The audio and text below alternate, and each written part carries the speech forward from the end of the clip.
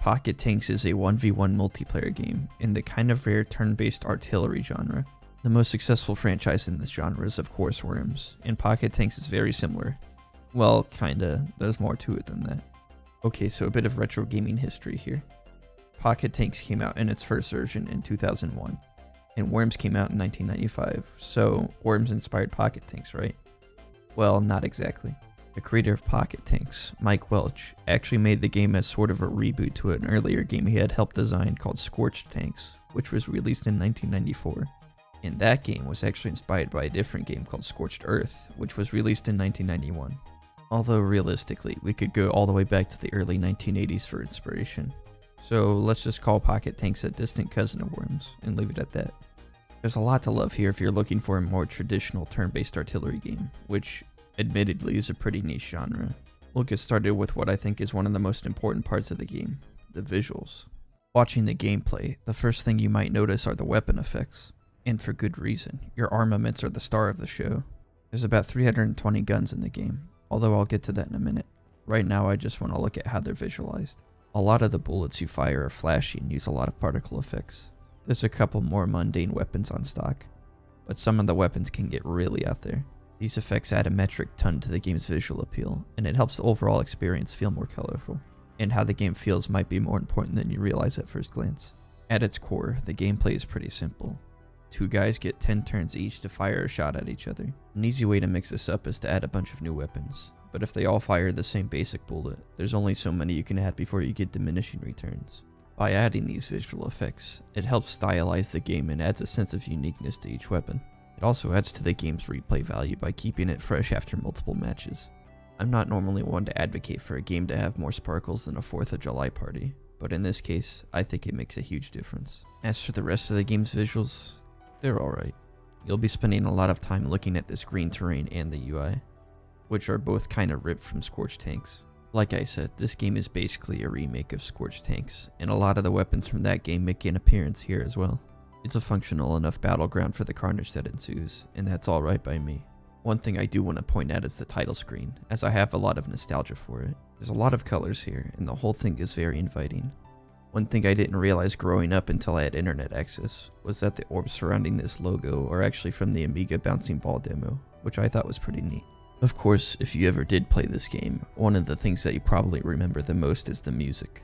There's not a lot of it. In fact, there's only about 6.5 minutes worth, split between the title theme and the in-game theme, but it elevates the game immensely.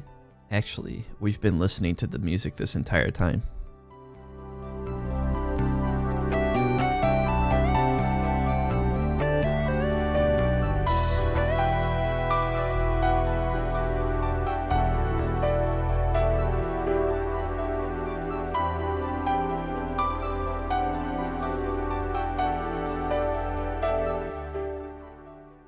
It was created by an artist who calls himself DNA Groove, using a piece of software called a tracker, more specifically Impulse Tracker, which, when this game came out, trackers were at the end of their lifespan, the last major game including one being Deus Ex. It's period accurate for the Amiga style they're trying to emulate, but more importantly, it just sounds good. There's not much to explain with the music, since you've, basically heard all of it already, but I will say that if the game didn't have it, it would be much lesser for it.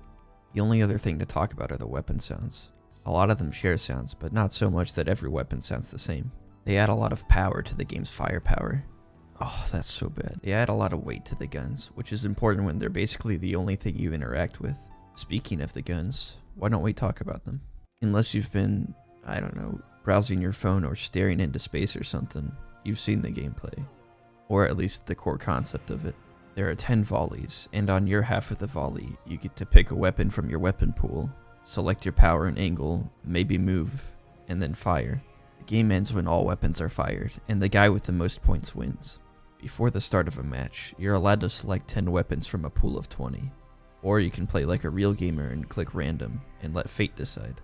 It's a very easy game to learn how to play, but the real trick is learning to strategize with your weapons. Given that there's actually 320 different weapons in the game, there's bound to be a few that are unique. Some bullets move in atypical ways, some bullets move even after they've hit the ground. There's weapons that can alter the terrain or its properties, weapons that can shield you or blockade the enemy. I could go on, but we'd be here a while. How and when you use your weapons are just as important as what weapons you do have. For example, take the humble dirt ball. On its own, all it does is drop terrain on wherever the bullet lands. But if you time it right, the enemy will still have weapons.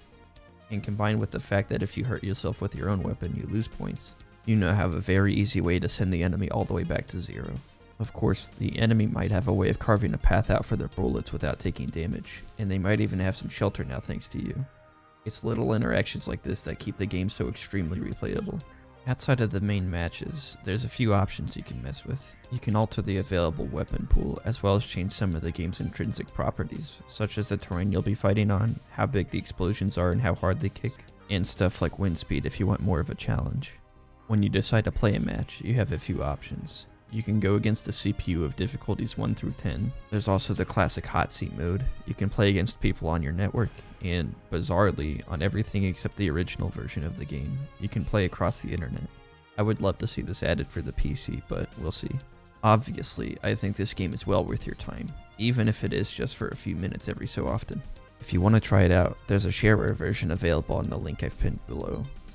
There's also the deluxe version, which is $20, which might be a bit expensive, but it does come with 320 weapons, and it's within Guybrush Threepwood's price limit. I say try it, and if you really like it, the deluxe version is always there for you. And that wraps it up. Thanks for watching. This is a bit more of a filler video, but I've been preparing for a trilogy of games that are considerably sandier. Until next time.